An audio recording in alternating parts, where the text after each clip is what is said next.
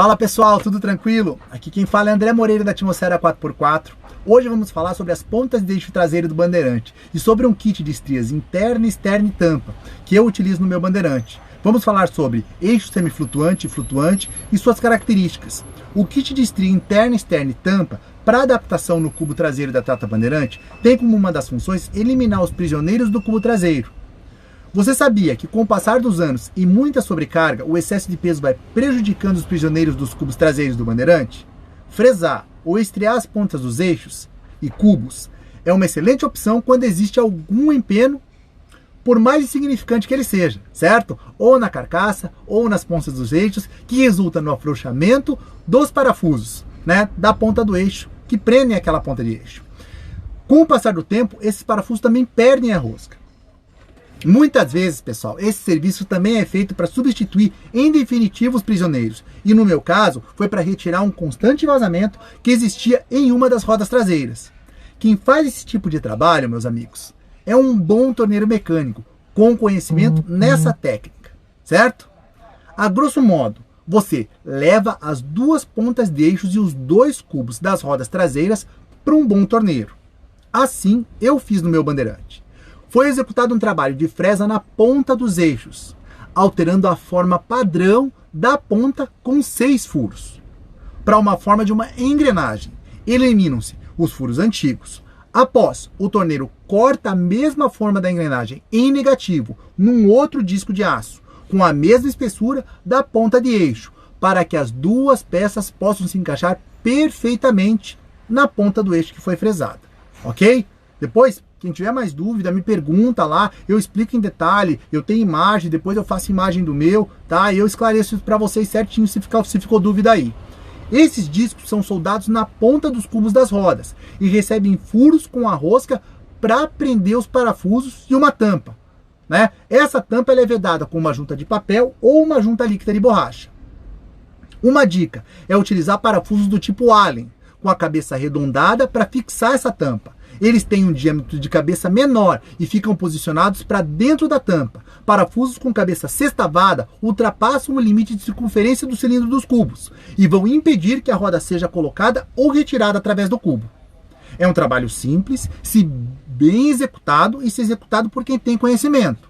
O pulo do gato é que a solda nos cubos de roda sejam fortes e bem acabadas. Antes da gente começar a falar sobre semi-eixos traseiros, não esquece de se inscrever no canal, deixar seu comentário sobre esse assunto, que na minha opinião é uma dúvida de muitos na hora de comprar, fazer manutenção ou um upgrade na Bandeirante. E não esqueçam de seguir a Atmosfera 4x4 lá no Instagram e também no Facebook, beleza? Mas qual a melhor ponta de eixo traseira para utilizar no Bandeirante? Flutuante ou semiflutuante? Qual é a diferença? A diferença, meus amigos, está na forma como os semi-eixos são apoiados. Em todos os tipos de semi-eixo, as extremidades interiores, lá, a parte de dentro, estão ligadas às planetárias do diferencial. No eixo semiflutuante, cada um dos semi-eixos é apoiado na sua extremidade interior, por um rolamento que também serve de apoio ao diferencial na extremidade exterior. Encontra-se o rolamento entre o eixo e o interior do tubo do diferencial. O semi-eixo tem de suportar os esforços de flexão impostos pelo peso do Bandeirante e também transmitir o torque da transmissão. Num eixo flutuante, existem 2 rolamentos entre cada cubo e a bainha do semi-eixo, que suportam o peso do Bandeirante e as forças geradas, certo? O rolamento exterior encontra-se montado entre o cubo da roda e a bainha do diferencial. O eixo traseiro semiflutuante tem a ponta de eixo rasa com a roda.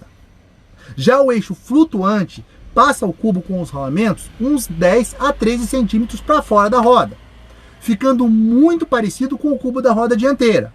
Isso é uma forma de vocês diferenciarem. Meus amigos, só um vidente, e olha lá, pode prever quando uma ponta de eixo vai quebrar. Em pontas de eixo, o problema está sempre no local onde a ponta de eixo quebra. Se quebrar próximo das planetárias, os problemas são menores e você acaba somente ficando sem tração. No caso dos semiflutuantes eu estou falando agora, certo? Porém, se quebrar muito perto da roda, o toco da ponta de eixo que sobra não consegue segurar o peso do bandeirante. E se tiver uma velocidade alta andando com o carro, existe um grande risco da roda com o pedaço da ponta de eixo arrancar rolamento, flange, sai tudo, meus amigos. A roda solta do veículo, podendo provocar um grave acidente. O bandeirante com eixo semiflutuante e pneu grande tem a característica de quebrar a ponta do eixo traseiro. Se isso ocorrer com o carro em movimento, você fica também com o sistema de freio inutilizado. A roda desprende do bandeirante na maioria das vezes. O eixo flutuante é bem mais seguro. Por quê?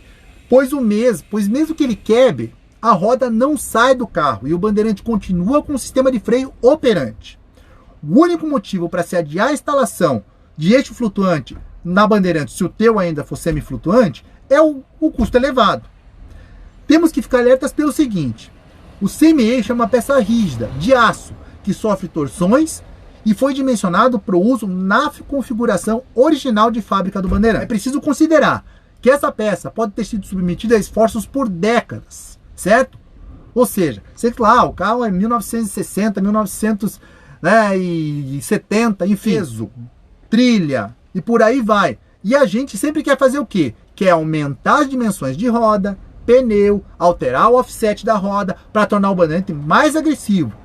E a gente acaba por tirar ele da configuração original de fábrica. Nesse caso, o que eu posso dizer para vocês, pessoal?